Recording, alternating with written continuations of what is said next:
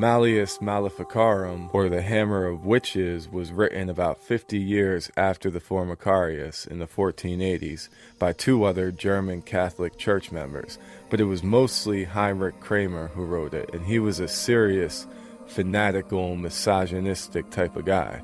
The church actually never officially endorsed the book, but it became sort of like a runaway bestseller with the new printing press technology.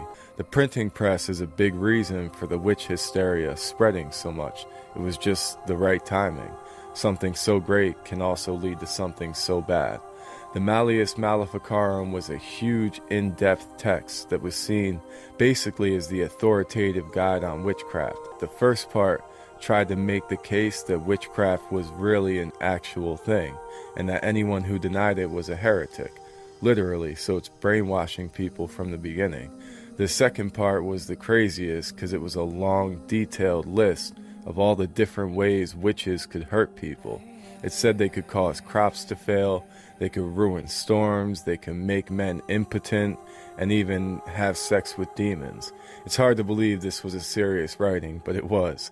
The third part was literally a step-by-step guide for magistrates and judges. It told them how to conduct trials, how to torture people, how to get confessions, and then how to make sure they got a conviction. It's really clear in this that these guys had some serious insecurities about impotence too.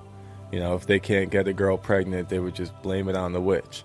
They claimed that women were more prone to witchcraft because their carnal appetites were insatiable, it said, and they had a lack of intelligence. They said a woman's fickle nature made it easier for the devil to seduce her. It's really just a long, angry rant against women, but it was disguised as a theological and official religious treatise.